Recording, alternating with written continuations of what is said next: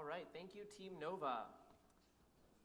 Our fourth team is PCMS USV developer. They're here all the way from China, from Puiqing Middle School in Macau. Their innovation, called Smart Pleco, is an innovative vehicle that can be used for automatic water quality inspection and water sample collections. Please welcome PCMS USV developer. Go ahead. Do you want it on the table? Okay. So you do want the table? Yeah.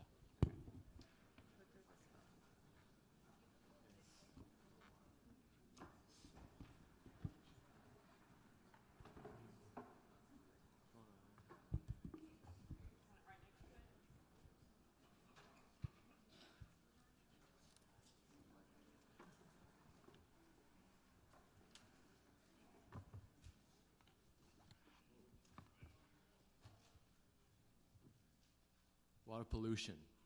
70% of our Earth's surface is covered in water, yet only 1% of that water is reliably available for our daily usage. Take our home country, China, as an example. Over 70% of our lakes and rivers are polluted and causing roughly $40 billion of economic loss every year. Moreover, 2.5 billion people, almost a third of the whole human population, lack clean drinking water because of water pollution. Algal bloom, for an example, is a common form of natural water pollution. A reservoir can go from clean to entirely contaminated within 2 hours due to the rapid reproduction of algae. But this is just the tip of the iceberg. Hidden pollution threats exist everywhere, and all of this has to be stopped. To control pollution from its source, constant monitoring is the most effective way. Traditionally, it comes in form of manual sampling and fixed-point data collecting station.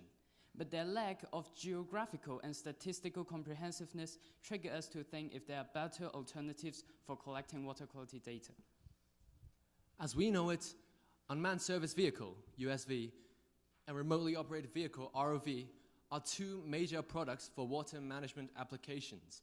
And while the USV only operates on the water surface, we thought of exploiting the advantage of the ROV, having a high mobility and maneuverability underwater to act as the extended arm of the USV to collect data.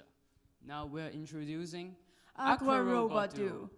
Aquarobot Duo is a combination of the two vehicles we have mentioned. And our team has already built a prototype. And it can be seen that the mechanism of the two robots' coordination is that while the USV acting as a station floating on water, and the ROV is carried to different points in the water and collect underwater data with the sensors equipped. Now let's talk about the highlighted functions that our robot displays. To begin with, our robot can collect water quality data fully automatically. And all we have to do is assign a mission for it, like on a GPS map, with 3 simple steps. And this highly increases the convenience and efficiency of water quality monitoring. Next, with the ROV, vertical deep water data becomes accessible, which gives us a more extensive and thorough understanding of the water quality. Moreover, with the web app that we designed for the robot, we can assign tasks for the robot anytime, anywhere, as long as there's internet connection. And this helps us control the robot with ease. And in the end, it is hoped that a big data system can be established through constant and over-time water quality monitoring. And the data can be used to analyze the water body and help in protecting and improving the water quality. Moving on to market analysis, we have consulted the Macau Water Supply Company and received a positive feedback that they, as well as other governmental departments, would be interested in our robot, for the fact that it can really serve as a more convenient and low-cost solution for water monitoring. While comparing to the traditional methods we have mentioned, while manual sampling requires a lot of time and human labor, and fixed-point data collecting station can only collect data at a single point. Also, comparing to modern products that exist on the market, we have our unique innovation of collaborating the USV and the ROV. Overall, our main edges are the comprehensiveness, low cost, and efficiency while conducting water monitoring. While putting our robot on the market, in addition to selling the product itself, we plan to provide a subscription-based water monitoring service. Therefore, we can guarantee with better device allocation and also sustainable profits. Moreover, customer satisfaction will increase with more provided options and without the need of device maintenance. Our business plan consists of 3 stages for the first 8 years, including firstly, the development stage, in which we aim to conduct regular experiments to refine our prototype to ensure reliability, durability, and data security. During the startup stage, we will focus on building up reputation to the government, while at the same time expanding our customer base. Once proceeding the 4th year and onwards, we'll establish close collaboration with our target customer, the government. In operation stage, we aim to earn a net income of 64,000 per year and is expected to have a positive balance in year 6. Once we enter the operation stage, gradual increase in profit margin can be expected. In the future, when we have achieved a considerable level of market share, we will extend our reach into the society. To take things further, we hope to formally establish environmental school-based curricula and field trips across primary and secondary schools so that our students can learn about water ecology and robot engineering knowledge. Our main objective is to raise the social awareness of water conservation through a series of educational activities. In some countries, clean water is not only a necessity, but also a luxury. So with the unique innovation of deep water monitoring, AquaRobot Duo will play an active role in taking immediate action to control pollution, implementing prevention with data, and eventually it will help to protect the Earth's precious water resources. Thank you. Thank you.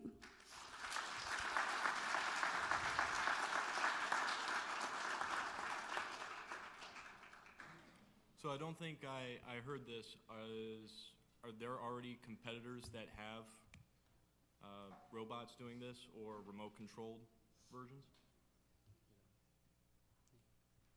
So, as we mentioned just now, there are separate products like USV and ROV, but the reason why our product is better than them is because we have the collaboration between the two. So, commonly USVs only operate on the water surface and operating for missions and on the water surface, and the ROV needs a tether and connected to the shore. But now we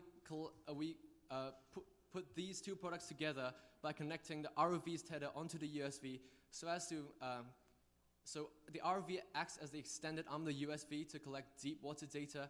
So it makes water monitoring more comprehensive and efficient. How did you get the idea of combining the surface vehicle and the UAV? So, actually, last year, we have built an unmanned service vehicle for collecting water quality data and monitoring the water body. And we have consulted our project to the Macau's water supply company. And they give us some feedbacks that if there is an access to the deep water data, it will be better. So, and we have actually thought of different methods of extending our project to deep water. So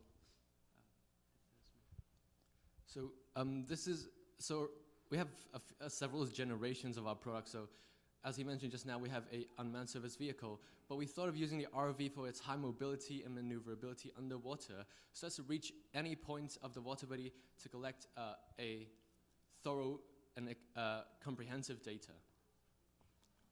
Interesting. Very clever idea. Thank you. And also a very good idea, too. I quite agree. Let me go back to manufacturing, and you call it subscription, but I assume what you mean is what you're going to charge each customer because you're going to control this item. This is still in the beta stage. This has been tested. And the other question I would ask at this point, how much does this thing cost, and have you given some thought to what this so-called subscription or what people are going to have to pay for it model?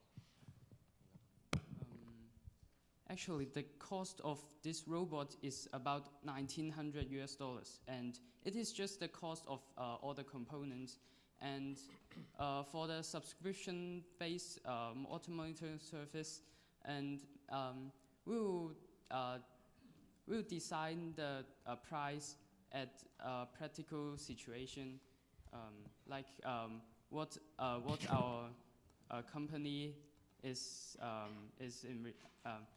What's the real situation in our company, and we'll design the price while we're running a company.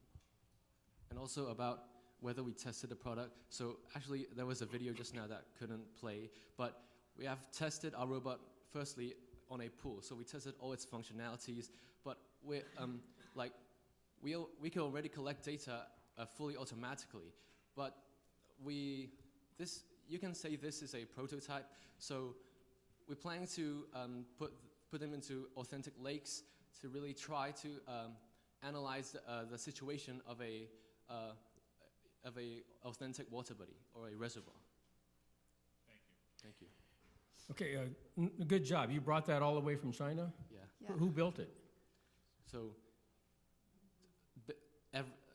our team built it all by ourselves. So Okay. every component, maybe we bought some of the components online, but like every nut and bolt was built by ourselves. Nice. Just one real quick question. There are some differences in water monitoring devices, based on whether they are salt water or fresh water. Did you do any research about the difficulty of changing from one to the other, or is it all the same with your device? So this robot focuses on collecting data in reservoirs or lakes. So mostly they are Fresh water. Fresh water. So there's no we have not thought of any salt water like bothering it. So you brought this from China. I'm interested in the comments at airport security trying to get this through. No, but just kind of a related question. Is there any differences in terms of rivers, lakes, oceans, in terms of how the product would be deployed? It's a great idea, by the way. Generally, our product is mainly used in freshwater, like lakes and reservoirs, and these water bodies are relatively calm, and so our robot can function nicely on this water body to collect water quality data. But if you talk about oceans, our robot does not really collect data in oceans because waves and all the weather can affect the robot. So maybe there will be a product for ocean water monitoring in the future. First off, I want to find out how I can get you guys all into my engineering program. Thank you. This is a spectacular prototype that you guys have developed here. And again, this is more of a comment than a question, but I guess have you thought about other applications? Obviously, water monitoring is one, but this could easily be used for, commercial freshwater salvage, and identifying items on the bottom of a lake or river. Thank you. So actually, while our greatest innovation is wirelessly controlling the ROV. So while the ROV is very scalable, so it can achieve many tasks and missions. For example, we can pick some items up from the bottom of the water, and all these tasks can be achieved. But our product is mainly positioning to water monitoring for now. Thank you.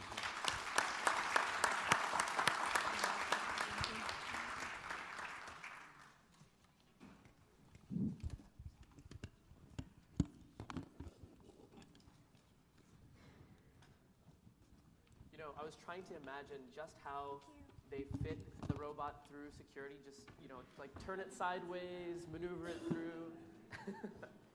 Great job, Team PCMS. All right, our fifth and final team is Super Silk from Plainview Old Bethpage JFK High School in Plainview, New York. Their innovation, Super Silk Filter, is a compact, affordable,